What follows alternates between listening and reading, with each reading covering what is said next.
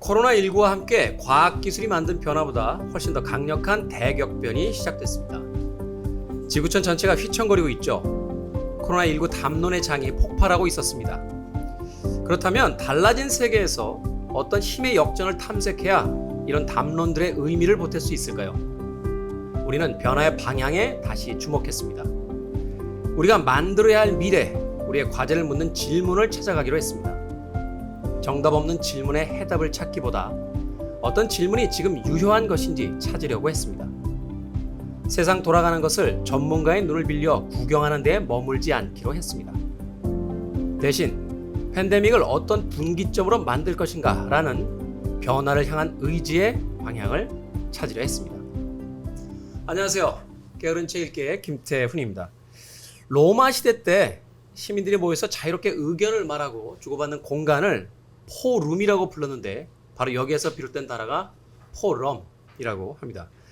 많은 곳에서 다양한 주제로 기획된 포럼이 열리고 있습니다만 막상 그 포럼의 이야기를 일반적인 사람들이 만나기는 그리 쉽지 않습니다.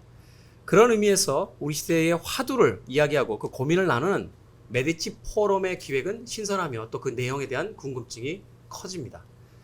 오늘은 바로 이 메디치 포럼을 기획하고 힘의 역전이라는 그 내용을 책으로서 담아낸 정혜승 작가를 만나보도록 하겠습니다. 안녕하세요, 작가님. 네, 안녕하세요. 반갑습니다. 네. 여러분은 지금 김태훈의 게으른 책 읽기를 함께하고 계십니다. 저는 힘의 역전의 작가 정혜승입니다.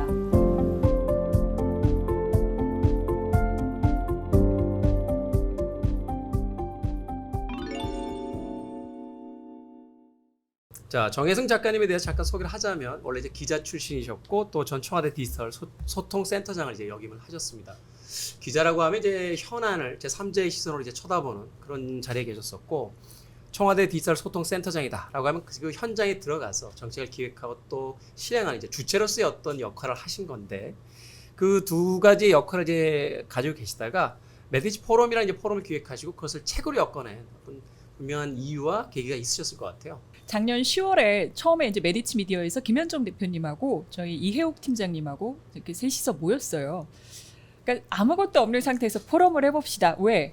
일단 그때는 2019년 가을이었고요. 2020년 새로운 10년이 열리는데 우리가 가만히 있을 순 없지 않니? 근데 미래를 예측하는 게 의미가 있을까? 왜냐면요. 너무 변화의 속도가 빨라서 미래를 예측하는 게 5년, 10년, 아니 당장 1년 후가 어떻게 될지 모르는 거예요. 작년 10월에는 코로나를 예측하지 못했습니다. 못했죠. 예. 즉 예측은 할 수 없는데 그렇다고 해서 그냥 갈 것이냐? 변화의 방향은 좀 알아야 되지 않냐? 속도를 좀 짐작해야 되지 않냐? 그럼 뭘 볼까? 이제 이렇게 해서 모여서 이제 머리를 맞대고 의견을 나누면서 포럼이라는 형태를 가지고 가는데 그 중에서도 우리가 그럼 힘의 역전이라는 걸 한번 해보자. 왜? 그때 저희가 주목한 거는 이제 과학 기술의 변화가 가져오는 그런 사회 전반 다양한 분야의 변화였어요. 정치, 경제, 사회 여러 분야가 바뀌고 있는데 막 뒤집어지고 어떤 것은 역전이 될 것 같은데 현재 진행형이고 어떤 것은 역전이 되고 자 이것의 그러면 키워드는 뭐야? 근데 이 변화를 만드는 원동력은 혁신이고 기술 변화다. 자 그걸 가지고 한번 얘기를 하려면 우리가 힘의 역전이라는 키워드로 한번 엮어볼 수 있겠다. 라고 작년 가을에 그 과정도 되게 재미난 게 뚝딱 계속 만나가지고 얘기를 하다 보니까 우리가 이걸 잡고 싶다. 왜냐면 내가 질문을 던지고 싶다. 우린 이게 되게 궁금하다. 이런 것들이 찾아지더라고요. 그래서 이제 그렇게 시작을 한 것 같습니다. 네, 힘의 역전이다라고 하는 화두를 가지고 일단 포럼의 어떤 기획 방향이라든지 또 책에 그 담아낸 어떤 내용들에 대한 것들을 이제 접근하셨다라고 이야기를 해주셨습니다.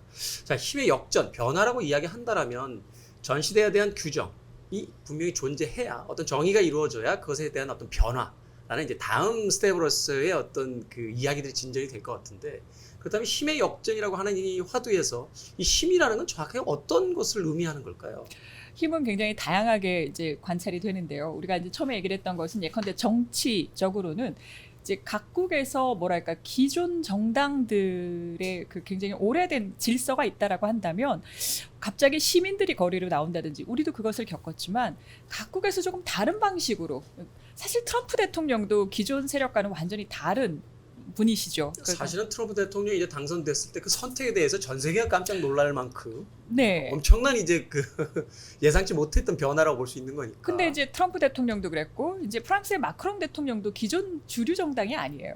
그러니까 곳곳에서 좀 이상한데 왜 이런 변화가 생기는 거지? 정치도 판이 바뀌나? 기존 질서를 뒤엎는 것은 시민의 힘인가? 혹은 또 다른 포퓰리즘의 힘인가? 이런 질문이 생기잖아요. 자, 정치는 그렇다고 치고 또 이제 주목했던 것 중에 하나가 제가 요즘 그 어느 영화의 제목을 약간 비틀어서 그때는 맞고 지금은 틀리다라는 얘기를 많이 하는데 특히 여성 문제에 있어서 그때는 아무렇지도 않았던 것들이 수년 사이에 갑자기 많은 것이 바뀌었거든요. 사실 그렇죠. 그 어떤 동영상 사이트 같은 데 가서 몇 년 전에 코미디 프로라든지 어떤 TV 예능 프로들을 보면 그 당시에는 아무 부담 없이 깔깔거리고 웃었던 어떤 내용이라든지 그 멘트들이 지금 들으면 좀 섬찟할 때가 있어. 뭐 이런 멘트를 막 했단 말이야. 막 하면서 좀 비하되는 어떤 표현 방식들도 일상적으로 등장하는 네. 그런 시대도 있었으니까요. 그렇게 얘기를 하시면 저는 이제 제가 옛날에 참고 그냥 웃어 넘겼던 많은 것들이 지금 내가 왜 그때는 그랬지? 근데 그때는 사실 그냥 눈 감고 넘어갈 수 있었던 것들이 그렇지 않아요. 이것이 사회가 바뀌는 것이고 힘이 어딘가에서 역전되기 시작한 게 아닐까? 우린 여기서 무엇을 봐야 되지? 라는 얘기들을 찾기 시작한 게 이제 힘의 역전입니다. 흥미로웠던 것은 이제 BC와 이제 AD를 새로운 방식으로 나눈다. 그래서 Before Corona와 바로 After This라고 하는 그 과거의 방식과는 이제 다른 방식으로서 우리 시대가 이제 나누어지기 시작했다. 기준점이 새롭게 생겼다라는 이야기였습니다. 그러면서 크게 네 가지의 어떤 미래에 대한 예측을 내놨어요. 그것이 뭐냐면 이 코로나 단기적으로 끝났을 때, 성공적으로 마무리됐을 때 그것을 약 6개월에서 1년, 2년 정도까지 어떤 기간을 보던데 그렇다면 미국과 중국이라는 양강 체제가 여전히 유지가 될 것이다. 기존 질서가 그렇게 크게 변하지 않을 것이다. 뭐 여기에 대해서는 더 이상 뭐 이야기 나눌 필요가 없겠죠. 그런데 코로나가 장기화되고 이것이 어쩌면 우리가 극복하지 못한 질병이 됐을 때 세상은 다시 그 경계를 걸어 잠그고 마치 중세 도시국가들처럼 성체들을 쌓아 올리기 시작하면 국지적인 어떤 전쟁의 형태들도 발발할 수 있고 굉장히 우리가 예상하지 못했던 방향으로 세계가 흘러갈 것이다. 라는 또 우울한 예측이 하나 있었고요. 그 많은 어떤 이야기를 나누시면서 이 포럼에 이제 그 연설자들과 이야기를 나눠보셨을 텐데 작가님이 생각하기에 어떤 가능성이 가장 실현될 것 같다. 말하자면 우리에게 좀 근접해 있는 미래일 것이다 라고 생각해 볼 수 있는 것들이 있는지. 포럼 자체가 혹은 이제 우리가 힘의 역전을 다룰 때 저의 기준이 됐던 것은 여러 가지 변수가 있습니다. 변화의 방향이 있습니다. 그런데 중요한 것은 우리가 그것을 어떤 방향으로 끌고 갈 것이냐 하는 의지가 또 중요하거든요. 코로나가 2년 이내에 어쨌든 백신과 치료제가 발견이 된다면 기존 질서는 크게 변하지 않을 것이다. 왜? 이것은 궁극적으로는 경제에 굉장히 큰 타격을 입힐 것이고 모두가 다 같이 힘들 텐데 누가 조금 더 먼저 조금 더 그래도 신속하게 회복될 것인가라는 것에 있어서도 기존 저력, 그 힘을, 파워를 무시할 수 없기 때문에 미국의 파워가 계속 갈 것이다. 어쨌든 기본적으로는 그렇게 시나리오를 보는 게 타당할 것 같아요. 말씀하신 대로 이게 이제 더 길어지면 정말 중세의 성곽 도시가 되는 거야. 다 요새처럼 걸어 잠그는 것일까? 물론 그렇게 한다고 하더라도 세계를 한번 겪은 세계가 하나로 연결된 이 사회가 완전 중세로 가지는 않겠지만 그 가능성을 배제할 수 없다. 그러나 기본적으로는 기존 질서 유지 가능성이 높다. 그런데 이제 여기서 그런데가 나오는 겁니다. 그래서 아까 네 가지가 눈에 들으셨다고 하는데 다섯 번째가 뭐냐면 다섯 번째 다자주의로 가자. 다자주의. 예, 왜냐하면 우리가 지금 미중 양대 그 양강 구도에 어쨌든 우리가 특히 대한민국이 아마 전 세계에서 가장 예민한 나라일 텐데 미국은 우리의 가장 큰 동맹이고 이 중국은 전략적 파트너란 말이에요. 근데 우리가 사실 어떤 분이 이제 얘기를 하면서 그 얘기를 하시더라고요. 우리가 미국에 굉장히 밀접한 건 좋은데 중국하고 사업하는 기업가들은 어떻게 생각하겠니? 혹은 우리가 중국하고 또 하면 이게 그러니까 저희는 양쪽에서 균형을 잘 잡는 것도 굉장히 의미가 있는. 그래서 이제 문정희 특보님이 그 핀란드 모델이라는 걸 언급을 하고 있긴 한데 여기서 아까 다시 돌아가자면 의지와 방향을 얘기를 한다면 우리가 정말 잘할 수 있는 것은 양강 구도도 중요하지만 다자주의의 질서. 그러니까 이런 중견 국가들, 우리 같은 중견 국가가 세계에 훨씬 더 많습니다. 그리고 거기서 기회가 또 많이 만들어져요. 이게 우리가 물론 수출 의존형 국가이긴 한데 어느 한 나라 특정 국가에게 의존해서 가는 것보다는 여러 나라와 손잡고 조금 넓혀 나가는 것들이 의미가 있잖아요. 그래서 이제 시나리오를 얘기를 할 때도 기왕이면 우리가 어쨌든 여기서 중심을 잃지 않고 균형자적 역할을 하고 중간자적 역할을 잘 해보자. 그 기회를 이번에 찾을 수 있다. 왜? 코로나를 겪어보니까 갑자기 그러니까 유명희 본부장님이 그 얘기를 계속 하시는 거예요. 전 세계가 갑자기 나를 대하는 태도가 조금 달라진 거예요. 그러니까 나를 대한다는 게보다는 한국을 대하는 태도와 시선이 달라져서 어느 나라 복지부 장관님이 연락을 해서 미니스터, 너 당신네 나라는 들어갈 때 그거 어떻게 해? 뭐 예컨대 건물 들어갈 때 그 조치는 어떻게까지 하면 되는 거예요. 그래서 본인은 스스로 이걸 내가 복지부 장관한테 내가 물어봐야 되나라는 이제 그런 건 아니지만 뭐랄까 전 세계에서 한국이 어떻게 하는지 K가 하는 것에 대해서 이제 그만큼 그러고 나니 다른 장관이 전화를 한다는 거예요.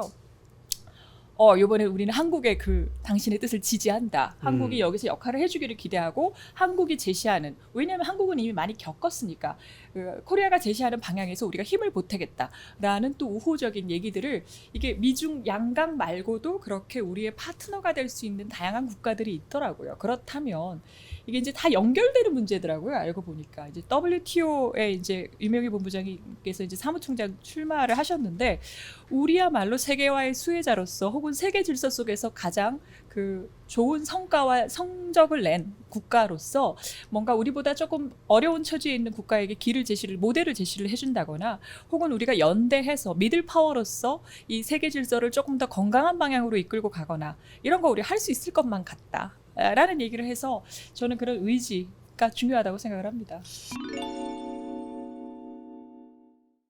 최근에 이제 유럽 같은 경우는 그 이 코로나 시대임에도 불구하고 이제 자가격리 같은 기간을 프랑스 같은 경우 2주에서 1주로 줄이고 이제 국경들을 열어야 된다라고 이제 목소리가 높아지고 있죠. 그러면서도 방역도 중요하지만 개인의 어떤 프라이버시에 대한 부분도 더욱더 중요한 부분이다라고 사실은 그 방역을 우선시하는 것보다는 개인의 프라이버시를 더 중요시하는 그런 방식으로서 여전히 사회가 그 가치를 옹호하고 있습니다.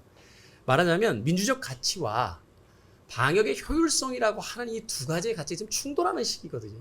사실은 중국이 지금 뭐 코로나가 더 이상 자신의 나라에서는 발생하지 않는다라고 주장할 수 있었던 것 중에 하나가 뭐냐면 공산주의적, 사회주의적 방식의 그 통제와 사실은 이제 컨트롤이 있었기 때문에 그것이 가능하다고 보게 되는데 어떤 방향으로 나가야 될까요? 이 질병 사회에서 우리가 과연 방역이 최우선인지 그럼에도 포기할 수 없는 민주적 가치라는 것이 분명히 존재하고 있는 것인데 그것에 먼저 방점을 찍어야 되는 것인지 사실은 굉장히 혼란스러워하는 시민들이 이제 조금씩 생겨나고 있는 그런 시기가 아닌가 하는 또 생각을 해보게 되는데요. 근데 사실 이제 다니엘 튜더 대표가 그 얘기를 하더라고요. 이제 처음에 중국에서 이제 그 폭발을 하기 시작해서 중국이 컨트롤하는 걸 보면서 그 다음에 한국이 잘하는 걸 보면서 일부 서구권에서의 시각이 뭐라 그랬냐면 역시 권위주의, 아시아적 권위주의가 효과를 낸다라는 시각이 있었다. 그런데 그렇지 않다. 말이 편해서 그렇지 그냥 너희들 아직 봉건주의구나 이렇게 비아냥 거였던 뭔가 거잖아요. 정부가 통제를 하면 민주적인 권리를 포기하는 거냐라는 그 약간의 비아냥이 뭔가 약간 배아픔이 이제 그런 것들이 있었다라고 생각을 합니다. 근데 이제 다니엘 튜더 대표가 뭐라고 얘기를 하느냐면 아니다. 그 한국인들은 그보다 훨씬 더 현명하다. 그러니까 중국의 권위주의하고 한국의 상황은 완전히 다른데 한국은 그 정부의 일 잘하는 정부가 제대로 뭔가를 진행을 할 때 그것을 인정하고 존중할 정도의 판단을 한 것이지 권위를 따라간 것이 아니다. 그렇게 통제되고자 한 것이 아니다라는 얘기를 했어요. 이에 대해서는 사실은 이제 그 문재인 대통령이 유엔 총회에서도 거듭 언급을 했지만 모두를 위한 자유라는 그 우리가 요즘 얘기를 많이 이제 슬슬 얘기를 하기 시작했습니다. 자유, 내가 마스크를 쓰지 않을 자유, 내가 집회에 나갈 자유를 줘라고 개개인의 개별적 자유들이 존재를 하게 그걸 얘기를 하는 사람들이 있지만 중요한 것은 모두를 위한 자유. 우리가 방역과의 전쟁도 성공적으로 수행을 하면서 개인의 권리를 놓치지 않는 이 과정에서 적절한 균형점으로서 이 자유 자체가 개별의 그 자유도 중요하겠지만 지금 이 상황에서는 우리 전체를 위한 자유가 그럼 어떤 방향에서 지켜져 보호되어야 되는가를 다시 생각을 해야 된다. 제가 이해한 게 맞다면 모두를 위한 자유에서 이제 그런 얘기가 나왔고 이번에 이제 인터뷰를 하면서 선생님들이 얘기를 해주시는 방향도 그 비슷합니다. 저희는 지금 조금 더 자유롭기 위해서 조금 더 사회적 거리를 두더라도 우리가 할 수 있는 사회 경제 활동을 지속하기 위한 자유를 조금 제한적이나마 누리고 있는 상황이고요. 이 자유를 키워나가는 그 적절한 균형점을 잡는 과정을 남들보다 조금 잘하고 있는 것 같습니다. 네. 분명히 중국식 통제와는 다르겠죠. 명령이 하달이 되고 그 명령을 무조건적으로 지키는 것이 아니라 이 민주적 절차가 있는 국가에서 합리적 정부가 말하자면 합리성이 있는 제안을 했을 때 그것을 사회적 함의로서 받아들이고 그것을 인정해주는 그것을 이제 다니엘 튜더가 대한민국의 어떤 국민적 교육 수준이 굉장히 높기 때문에 그것이 바로 가능한 사회다라고 이제 이야기를 했었는데 바로 그런 부분들이 우리가 좀 더 주목하고 좀 생각해봐야 될 부분이 아닌가 하는 또 생각을 해보게 됩니다. 아니, 그러니까 보다 보니까요, 제가 이제 책 인터뷰를 7분을 다 하고 난 뒤에 깨달았는데 우리 국민들이 너무 대단한 거예요, 진짜로. 그게 제가 문정희 특보님 얘기를 들을 때도 다니엘 튜더 대표 얘기를 들을 때도 한 명 한 명 이게 인터뷰를 할 때마다 우리가 진짜 또 어제와 다른 우리 국민들, 우리가 겪어온 경험치들이 더 많이 현명하게 만들어가고 있구나라는 생각을 하게 되더라고요. 마지막으로 좀 질문 드려보고 싶은 분야는 바로 이 그 라이프 스타일에 대한 부분입니다. 지구인 컴퍼니 대표 이제 민금채 대표님과 이야기 나눈 부분에 있어서 이제 고기 맛이 나는 그 식물성 어떤 원료를 가지고 이제 고기를 만들었던 그 과정과 실패담과 왜 그것이 실패할 수밖에 없는가. 그렇지만 궁극적으로 우리 삶은 바뀌어야만 하고 지금의 소비 지향적인 세상에서는 더 이상 미래가 없다라는 것. 그래서 우리의 라이프 스타일이 전면적으로 바뀌게 된다는 이야기를 이제 나누게 되거든요. 사실은 그 최근에 만난 환경 전문가들이라든지 과학자들에게 이야기를 들어보면 코로나19는 어쩌면 감기 정도에 지나지 않는지 모른다. 기후변화와 환경의 변화가 우리에게는 오히려 더 큰 쓰나미 같은 충격이 될 수 있을 것이다. 지금 당장 삶의 변화가 필요하다라는 이야기를 합니다. 어떻게 느끼시고 또 어떻게 그 이야기에 대해서 고민을 하셨는지. 오늘부터의 세계라고 세계적인 석학들하고 인터뷰한 책이 있습니다. 되게 좋은 책인데 제레미 리프킨이 딱 한마디로 얘기를 해요. 그러니까 그 질문자가 안희경 선생님이 이 코로나19 사태 원인 뭐라고 생각하시냐라고 물었더니 기후변화입니다. 라고 딱 한마디로 대답을 한 거예요. 기후변화에 따라서 이제 물 순환계가 이제 파괴가 되고 어쨌든 그 인간이 차지하고 있던 지구의 땅덩 비중이 너무 커지면서 야생 동물들이 밀려나면서 또 이제 바뀌는 그런 여러 가지 것들. 결국은 기후변화가 문제의 출발이다라고 얘기를 해요. 그래서 말씀하셨듯이 우리가 이 뭐랄까 옐로 카드 같이 코로나를 맞이했다면 여기서 정신을 차리고 뭔가 그 삶의 패턴을 바꾸는 것이 더 중요하지 않느냐. 사실 저희가 그러면 우리 이런 것도 한번 다뤄보고 싶은데 우리 삶이 일상이 바뀌어야 되는데 뭘 얘기를 해볼 수 있을까라고 하다가 이제 그 대체육을 만드는 지구인 컴퍼니 민금채 대표를 만나게 됐어요. 사실 그 맥락도 이제 제레미 리프킨과 좀 맞닿아 있지 않습니까? 육지의 종말에서 이야기했던 것처럼 자동차도 문제지만 고기를 너무 많이 먹다 보니까 이 낙농업에서 나오게 되는 그 목축에서 나오게 되는 그 가스들이 사실은 지구 환경을 파괴하는 또 첫 번째 요인이 될 수도 있다. 뭐 이런 이게 이제 하던데. 우리가 곡물을 직접 먹느냐 아니면 곡물을 갖고서 곡물을 먹는 소와 가축을 키워서 이걸 먹느냐 이 가운데에 너무 많은 탄소가 발생한다든지 물 소비가 너무 그러니까 비용 자체가 굉장히 완전히 달라졌다. 거거든요.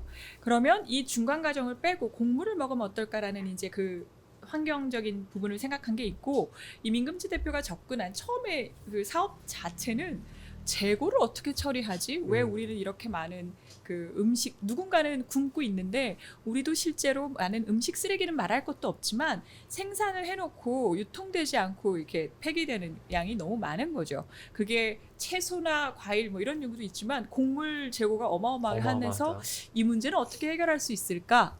라고 해서 사실 되게 재밌었던 게 남들은 이 맛을 어떻게 고기같이 내지를 연구를 할 때 이분들은 이 묵은 쌀로 만들 때 요거는 어떻게 문제를 하고 요거를 만드는 건 이제 해결이 되고 묵은 쌀 맛은 어떻게 없애고 이 풍미는 어떻게 더하고 이제 이 과정을 같이 연구를 한 거더라고요. 그 과정이 굉장히 그 두근두근하게 하는 그런 요소들이 있어요. 그렇습니다. 어떤 분이 그런 이야기 하시더라고요. 플라스틱 스트로를 종이 스트로로 바꾸는 게 문제가 아니라 스트로 자체를 쓰지 않는 게 더 낫다. 우리는 지금 소비를 줄여야만 한다. 코로나가 끝나면 당장 내일이라도 여행을 떠나겠다고 좀 다들 벼르고 있는데 그렇게 과연 또 다른 소비의 시대를 맞이하게 됐을 때 이 코로나의 경고가 과연 인류에게 준 교훈이 무엇이겠느냐 생각해 봐야 된다. 라는 이야기를 하더라고요. 한편에서는 정치 사회도 중요합니다만 우리의 환경이 우리의 생존과 가장 직결되어 있다는 것을 다시 한번 그 포럼과 책의 내용을 통해서 이제 만나볼 수 있었습니다. 자, 오늘 여쭤보고 싶은 이야기가 정말 많습니다. 개인적인 이야기부터 세계의 변화, 심지어 이제 투자에 대한 이야기, 삶의 방식까지 방대한 세상에 대한 이야기를 힘의 역전 1권과 2권을 통해서 우리에게 제시를 해주셨는데요. 3권에 대한 계획이 있으십니까? 알 수 없지만 네, 메디치는 잘 할 것으로 생각합니다. 네. 네. 우리 삶의 어떤 변화를 만들어내는 포럼으로서 앞으로도 계속 활동해 주시길 바라면서 정혜승 작가와의 인터뷰 마치도록 하겠습니다. 오늘 나와주셔서 너무 감사합니다. 정말 감사합니다. 고맙습니다. 저는 2부에 가 있겠습니다.